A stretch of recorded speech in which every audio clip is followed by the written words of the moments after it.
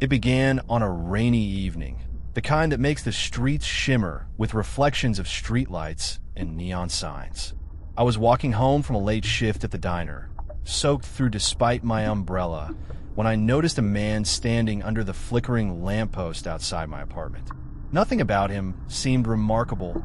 Average height, coat buttoned up, hat pulled low, but there was something in the way he watched me that made my skin crawl. I tried to dismiss it as paranoia, the product of exhaustion and too many late-night horror podcasts. I didn't see him again for a few days.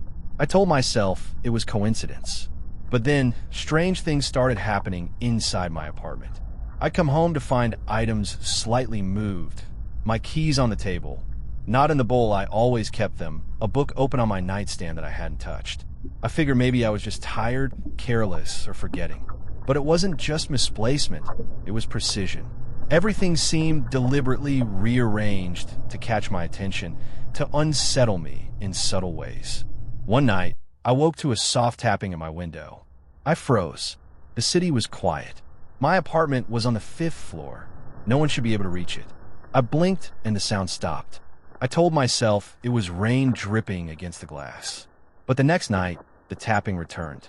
And then came a whisper, my name, drawn out slowly, almost lovingly, almost familiar. I started leaving notes for myself, reminders, lists, things to organize my thoughts. But when I returned the next day, I found words added to them.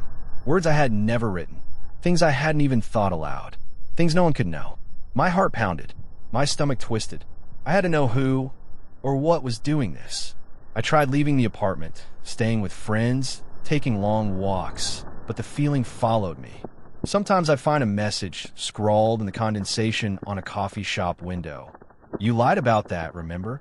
Or a note tucked inside a book I borrowed from the library. You thought you could hide it. The man wasn't just watching me in one place. He was everywhere, inside my life, inside my thoughts. Sleep became impossible. Every time I closed my eyes, I saw shadows at the corners of my vision, shapes that twisted and stretched.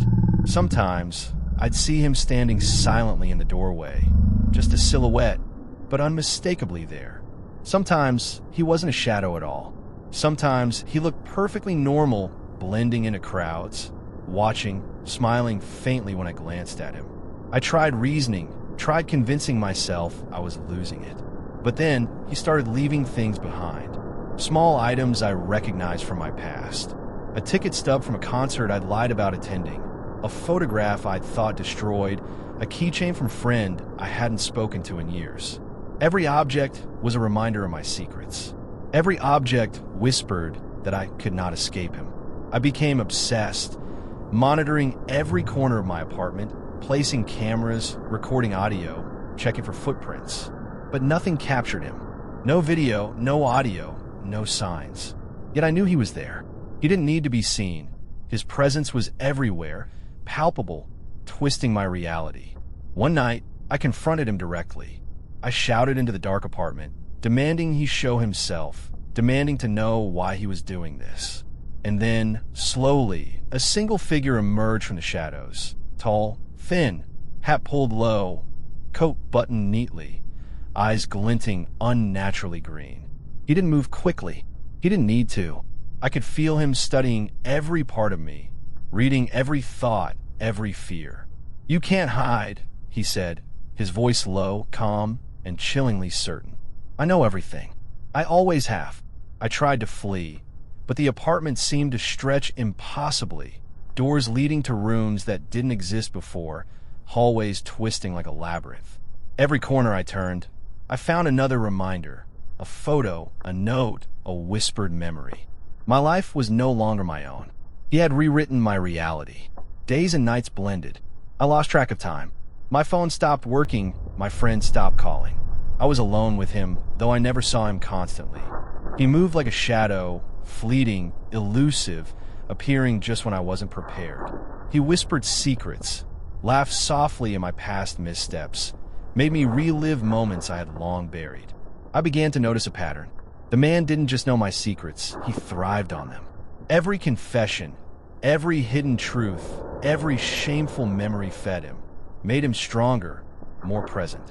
The apartment itself seemed alive, responding to him, a cage formed from fear and memories. I realized, horrified, that I had invited him. My curiosity, my petty lies, my avoidance of truth, they called to him. He had always been there, waiting for the right person, the one willing to let fear in, willing to let the mind unravel. And I had. Now, I write this from the corner of the room, the only place he seems unable to fully occupy. But I know it is temporary. The whispers grow louder each night. Voices recounting my mistakes, my hidden desires, my lies. The shadows stretch closer. And sometimes when I blink, I see him standing just behind me, a faint green gleam in his eyes. I try to leave the apartment, tried to abandon it all, but every exit leads back here. Every path seems predetermined. Every street curves toward him.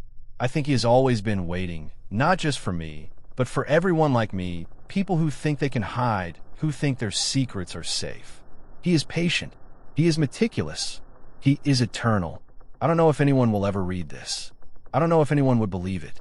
But if you do, if you read these words, he will know you too. He always does. He waits in shadows, in whispers, in reflections you think are your own. And if you have secrets, real ones, the ones you hide even from yourself, remember this. The man who knows your secrets never forgets. And he never stops coming. I hear him now, at the edge of hearing, the faintest tap on the window, a whisper curling into my mind. I am trapped, but I'm still alive for now. But the clock is ticking. The shadows are moving. And he is patient. I never thought a job interview could change your life or ruin it. I was young, desperate, and broke, answering an ad for a research assistant position at an old library on the outskirts of town. The place had been around since the 1800s. A sprawling brick building with ivy crawling up the walls and a sense of gloom that seemed almost deliberate. The ad promised quiet work, filing old manuscripts, cataloging rare books. Easy enough, I thought. I didn't care about the pay. I just needed something. The interview was strange from the start. The man behind the desk was impeccably dressed, gray suit, thin tie, combed hair. But his eyes, they seemed too sharp, too aware, like he could see right through me. He smiled when I stumbled over my words, nodding as if he already knew every lie I had ever told. It was unnerving, but I laughed it off. "Do you have any secrets?" he asked, suddenly, leaning forward so close I could see the tiniest flecks of green in his eyes. My stomach dropped. I laughed nervously, thinking it was a joke. "Who doesn't?" I said. He didn't laugh. "Good, because I know mine, and I know yours." I froze, unsure whether to call him a creep or assume it was some sort of test. He handed me a stack of old books, gave me a set of instructions, and dismissed me. I thought the weirdness would end there, but it didn't. The first week at the library was normal enough. Dusty shelves, the smell of old paper, a few co-workers who never looked up from their computers. But then, things began to happen. At first, small things. I'd leave a room and come back to find a book I had been working on placed in a different order, notes I hadn't made scrawled in the margins. Sometimes, I'd swear I saw a shadow pass behind the stacks when no one else was there. Then the whispers began. They were soft at first, almost imperceptible like a low static hum. But they grew, murmurs that seemed to echo my thoughts, repeating secrets I had never spoken out loud. My mind started playing tricks on me. I'd catch reflections in the polished floors, someone standing behind me. But when I turned, the hallway was empty. It escalated quickly. One evening, working late, I heard a voice behind me. "You didn't tell anyone about that, did you?" My blood ran cold. I spun around. No one, just the rows of books stretching into darkness. I tried to convince myself I was imagining it, but then the voice whispered again, this time from above, below, all around me. "You can't hide it." I tried to leave. The doors, which had always been unlocked, were suddenly jammed. I banged, call for help. My co-workers had gone home hours ago. The street outside was empty. I felt trapped, the walls pressing in, the shadows stretching longer than they should. Over the next few days, I became obsessive, checking every corner of the library, documenting every sound, every movement. But no one else noticed. No one else heard the whispers. And the notes? Oh, the notes. They were everywhere now, on desks and books, even in my personal bag. Each one contained things only I could know, my fears, my regrets, the secrets I had locked deep inside. I stopped sleeping. I stopped eating properly. The city outside continued, oblivious to my unraveling. But in the library, everything was different. Every creak, every gust of wind felt like a message. I started noticing the man from the interview lurking in the periphery, always in the shadows, just far enough away to blur my vision. He never approached, never spoke, but I felt him studying me, like a predator circling its prey. One night, driven to madness, I followed him. I traced his movements through the aisles of the library, my heart pounding so loud I was sure he could hear it. The whispers were deafening, repeating every shameful memory I had ever had. And then I saw him clearly, standing in a corner where the light didn't reach. His eyes, green, sharp, infinite, locked onto mine. "You're mine now," he said. His voice wasn't just a sound. It was inside my head, curling around my thoughts, rewriting them. I tried to scream, but no sound came. I ran, my hands clanging against shelves, knocking books to the floor. But the exit was gone. The library had changed. The hallways twisted, bookshelves stretched impossibly high, shadows swallowing the light. Days, weeks, maybe months passed. I have no sense of time anymore. I hide among the stacks, my presence barely noticeable to him, but he knows I'm there. He always knows. The whispers never stop, cataloging my thoughts, cataloging me. I see him sometimes at the edge of my vision, sometimes reflected in a glass pane, sometimes standing just behind me when I think I'm alone. I discovered something horrifying. The man doesn't just know your secrets. He feeds on them. Every shame, every lie, every hidden desire gives him form, power, presence. And the more I try to hide, the stronger he becomes. He has always been here in the shadows of this library, waiting for someone to slip, someone to break. And I have. Now, I write this down, hoping anyone might find it. But I know it's pointless. If you read these words, he will know. He already does. He is waiting, always waiting, in the dark corners, in the silence between breaths, in the spaces your mind refuses to confront.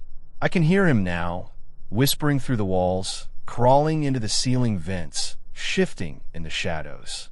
He says my name. He repeats the worst moments of my life. I feel him growing stronger. I don't know if I will ever leave this place. I don't know if I want to leave, because he has learned my secrets. He knows me better than I know myself. And I don't know if I can survive him. The library doors are open, the city lights distant. But the man who knows your secrets is here, watching, waiting, and he is patient. I never believed in people who said they could see into your soul or knew things about you that even you hadn't admitted to yourself. I always laughed, brushed it off, chalked it up to manipulative charm or coincidence. Until last winter, when I moved into that old, crumbling apartment on Ashwood Street. I didn't even notice the "for rent" sign at first. It was just another gray building with chipped paint and a flickering hallway light. Cheap, centrally located, and seemingly empty. A perfect place for a graduate student like me who preferred books and silence over social life. The first few nights were ordinary, the kind where the only noises were the distant hum of the city and the occasional scurry of rats somewhere behind the walls. I would sit at my desk, writing, studying, completely wrapped in my own world. But then it started, the faint sounds. At first, it was just a creak. One night, I thought I heard a soft knock on my door. I chalked it up to old pipes or maybe a neighbor returning home. Then came the whispers, not loud enough to discern words at first, just soft, rustling noises, like someone moving past my doorway when I was certain I was alone. I tried to ignore them, assuming my mind was running wild. I started noticing small things out of place. My notebook open when I hadn't touched it, pens moved from where I left them, books slightly shifted. Nothing drastic, nothing violent, just subtle, almost teasing hints that someone or something was aware of my presence. The first real moment of terror happened about a week in. I had stayed up late, drinking coffee and trying to finish an assignment. The apartment was quiet. I heard the creak of the door hinge, slow, deliberate. I froze. Hello. I called, my voice cracking. Silence. Then, from the corner of my living room, a voice, low, almost a whisper, said, "You're hiding something." I froze so hard it felt like my chest had stopped. I didn't respond. I couldn't respond. And then it laughed.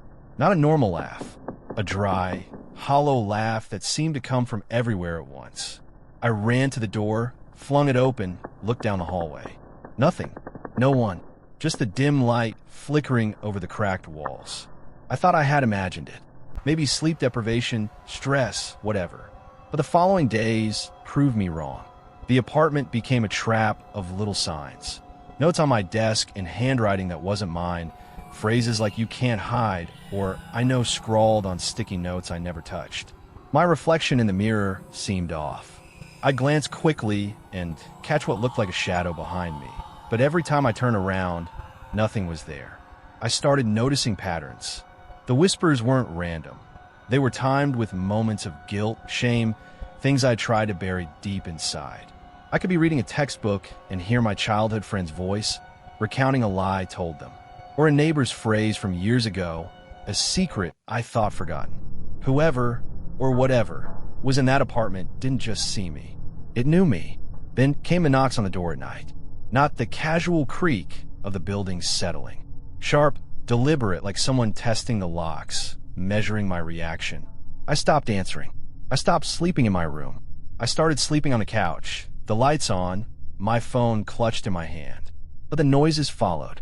Footsteps pacing in the hall, soft scraping sounds at the windows, and always the whispers calling my name, recounting confessions I hadn't told a soul. I became paranoid. I stopped leaving the apartment. I refused visitors. Even my roommate from college, who tried to check on me, would knock and knock, only to retreat when the apartment seemed darker, colder, heavier than it should be.